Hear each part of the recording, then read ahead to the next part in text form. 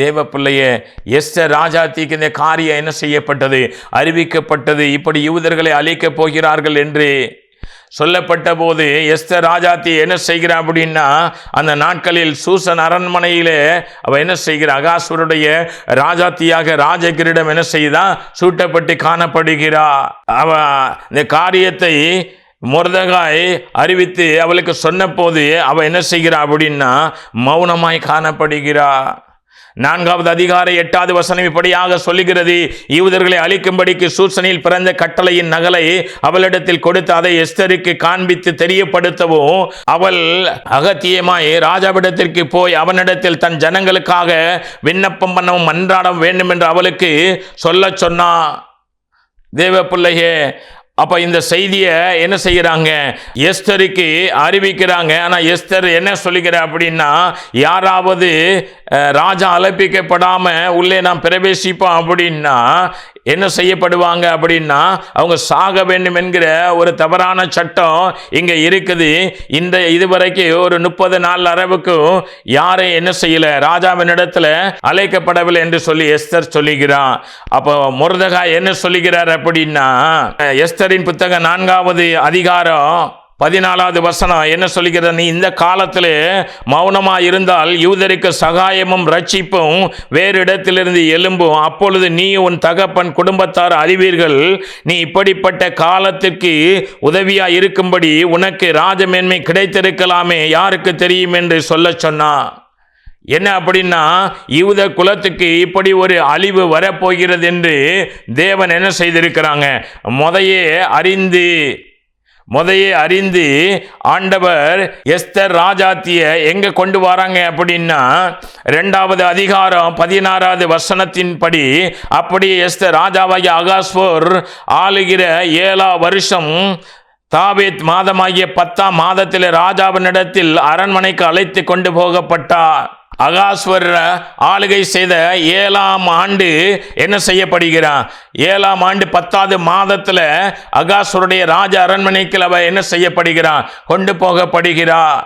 அகாசுடைய 12வது வருடம், அதாவது 3வது அதிகாரம் 7வது வசனத்துல நம்ம வாசிக்கிறோம், 13வது வசனத்திலே வாசிக்கிறோம். ராஜாவாகிய அகாஸ்வர் 12ஆம் வருஷம் நிசான் மாதம் 1ஆம் மாதத்திலே ஆமானுக்கு முன்பாக பூர் எனப்பட்ட ஒரு சீட்டு ஒவ்வொரு நாளையும் ஒவ்வொரு மாதத்தையும் குறித்து போடப்பட்டு ஆதர் மாதமான 12ஆம் மாதத்தில் மேல் விழுந்தது.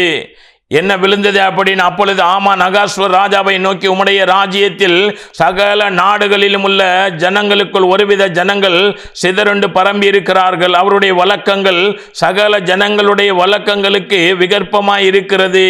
அவர்களை அப்படியே விடக்கூடாது, அவர்களை அழிக்க வேண்டும் என்கிற அந்த கட்டளை என்ன செய்யப்படுகிறது, பிறப்பிக்கும்படியாக அவர்கள் மேலே சீட்டு விழுகிறது. ஆதர் மாதமான 12ஆம் மாதம் 13ஆம் தேதியிலே ஒரே நாளிலே சிறியோர் பெரியோர் குழந்தைகள் ஸ்திரீகள் ஆகிய சகல யூதரை அழித்து கொன்று நிர்மலமாக்க வேண்டும் என்று என்ன செய்யப்படுகிறது, ஒரு சட்டம் இயற்றப்பட்டு 127 நாடுகளில் உள்ள எல்லாருக்கும் என்னது நிருபமானதை கொடுத்து அனுப்பப்படுகிறது. தேவ பிள்ளையே, என்ன அப்படின்னா யூதர்களை அழிக்க வேண்டும் என்று சொல்லப்படுகிற காரியம் வரப்போகிறது என்கிறத பரலோகம் அறிந்தபடியினால வஸ்தி தன்னுடைய கணவனுக்கு அகாஸ்வருக்கு கீழ்ப்படியாம அவ தள்ளப்பட்டு அந்த வஸ்தியுடைய மேன்மையை அனாதையாய் இருந்த எஸ்தருக்கு என்னது அந்த ராஜாத்தியின் பகுதி கொடுக்கப்பட்டு அவ அகாசுடைய 7வது ஆண்டில் அவ என்ன செய்கிறா, உள்ளே பிரவேசிக்கிறா. இது 12ஆம் ஆண்டில் இது போடப்படுகிறது. ஏறக்குறைய 5 ஆண்டு 2 மாதத்திற்கு முன்பாகவே தேவன் என்ன செய்கிறாங்க, யூதர்களை அழிக்க வேண்டும் என்கிற இந்த சட்டமானது பிறப்பிக்கப்படுகிறது.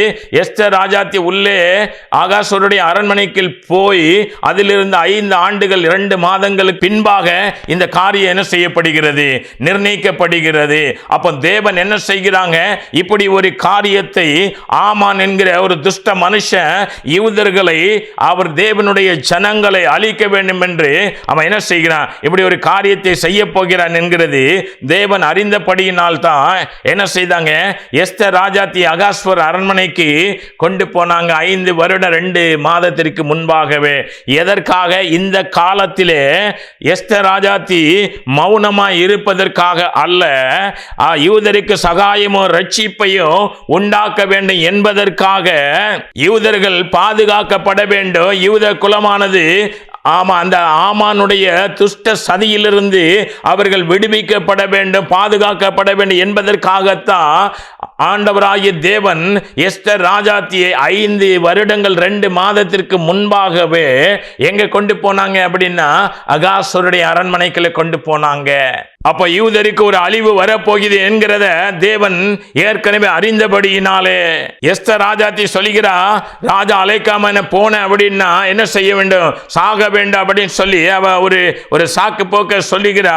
ஆனா மொர்தெகாய் சொல்லுகிறார், இந்த காலத்துல மௌனமா இருந்து நீ என்ன செய்யலாம், நீ மட்டும் தப்பிடலாம் நினைக்காத. இந்த காலத்துல நீ அதாவது யூதருக்கு பரிந்து பேசவும் அவர்களுக்கு சகாயம் கிடைக்க பண்ண வேண்டும் என்பதற்காகத்தான் தேவன் உன்னை என்ன செய்தாங்க, இந்த காலத்தில் உதவியாய் இருப்பதற்காகத்தான் உனக்கு ராஜ மேன்மையை கொடுத்திருக்கலாம் என்று நீ என்ன செய்ய அறிந்து கொள் அப்படின்னு சொல்லுகிறாரு. ஆனா மொர்தெகாய் இப்படி ஒரு காரியத்தை சொல்லுகிறாரு. எஸ்தர் ராஜாத்தியை தேவன் அகாசுவர் அரண்மனைக்கு அவருடைய 7ஆம் வருடத்திலே கொண்டு போனதனுடைய காரணமே ஆமான் என்கிற ஒரு துஷ்ட மனுஷன் அகாசுருடைய 12வது ஆண்டிலே இப்படிப்பட்ட ஒரு காரியத்தை செய்வான் என்பதை அறிந்தபடியினால் தான் யூதர்களுக்கு இந்த எஸ்தர் ராஜாத்தின் மூலமாக ஒரு சகாயமோ ஒரு பாதுகாவலும் ஜீவன் காக்கப்படவேன் என்பதற்காகத்தான் தேவன் என்ன செய்தாங்க, கொண்டு போனாங்க. தேவன் எல்லாவற்றையும் அறிந்து அவங்க என்ன செய்தாங்க, கொண்டு போனாங்கன்னா மொர்தெகாய் இதை என்ன செய்கிறாரு, இதற்காகத்தான் உன்னை தேவன் கொண்டு வந்திருக்கலாங்கிறத நீ என்ன செய்துக்க, இந்த ராஜமேன்மை உனக்கு கொடுக்கப்பட்டது. இந்த காலத்தில் நீ மௌனமா இருக்க கூடாது. இந்த காலம் நீ மௌனமா இருப்பதற்காக கொடுக்கப்பட்ட காலம் கிடையாது. யூதனை அழிப்பதற்காக துஷ்ட ஆமான் எழும்பி நிற்கிறான். 127 நாடுகளில் இருக்கிற யூதர்களை அழிக்கும்படியாக இப்படிப்பட்ட காரியத்தை சொன்ன பொழுது என்ன அப்படின்னா, எஸ்தர் ராஜாத்தி நீர் போய் சூசனில் இருக்கிற யூதரை எல்லாம் கூடி வரச் செய்து 3 நாள் அல்லும் பகலும் புசியாமலும் குடியாமலும் இருந்து எனக்காக உபாசம் பண்ணுங்கள், நானும் என் தாதிமாறு உபாசம் பண்ணுவோம். இவ்விதமாய் சட்டத்தை மீறி ராஜாவினிடத்தில் பிரவேசிப்பேன், நான் செத்தாலும் சாகிறேன் என்று சொல்ல சொன்னான். மொர்தெகாய் எஸ்தருக்கு இப்படிப்பட்ட காரியத்தை சொன்னபோது எஸ்தர் ராஜாத்தி என்ன செய்கிறார், நீர் போய் சூசனில் இருக்கிற யூதரை எல்லாம் கூடி வரச் செய்து 3 நாள் அல்லும் பகலும் புசியாமலும் குடியாமலும் யாருக்காக, எஸ்தர் ராஜாத்திக்காக என்ன செய்ய வேண்டுமா, எனக்காக உபாசம் பண்ணுங்கள். ஏன் அப்படின்னா ராஜா அழைக்காமல் ஒருவர் ராஜ அரண்மனைக்குள்ளே அங்கே பிரவேசிக்கும் போது அவர்கள் என்ன செய்யப்படுவாங்கன்னா பிழைக்க முடியாது, அவர்கள் சாக வேண்டும் என்கிற ஒரு தவறான ஒரு சட்டம் இருக்கிறபடியினால் இப்ப ராஜாவுடைய அழைப்பை இல்லாதபடிக்கு எஸ்தர் ராஜாத்தி யூதருக்கு பரிந்து பேச வேண்டும் என்பதற்காக, ஆமானுடைய சதி திட்டங்களை அழிக்க வேண்டும் என்பதற்காக, யூத குலம் பாதுகாக்க வேண்டும் என்பதற்காக என்ன செய்கிறார், பரவாயில்லை இந்த காலத்திற்காக, அதாவது ஆமான் உண்டாக்கின யூதர்களை அழிக்க போடுகிற இந்த திட்டம் வரப்போகிறது என்கிற ஒரு காலத்தை தேவன் என்ன செய்தாங்க, அறிந்தபடியினால் தான் நான் அனாதையா இருந்த அற்பமா இருந்த என்னை இன்றைக்கு 127 நாடுகளுக்கு ராஜாத்தியாக அகாசுவர் அரண்மனைக்கு தேவன் கொண்டு வந்தார் என்று மொர்தெகாய் சொன்னபோது அதை எஸ்தர் ராஜாத்தி ஒரு உணரக்கூடிய ஒரு உணர்வை, அதை ஏற்றுக்கொள்ளக்கூடிய ஒரு பக்குவத்தை அவருடைய இருதயத்தில் தேவன் என்ன செய்தாங்க, விதைத்தாங்க.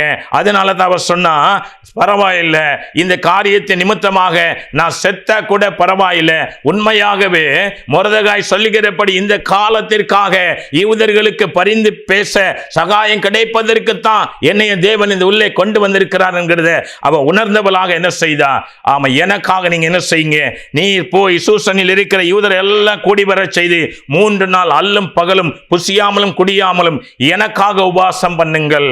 எதற்காக, நான் என் தாதிமாறு உபாசம் பண்ணுவோம், இவ்விதமாய் சட்டத்தை மீறி ராஜாவிடத்தில் பிரவேசிப்பேன். அதனால நீங்க என்ன செய்யுங்க, நீங்களும் உபவாசிங்க, நானும் உபவாசிக்கிறேன்.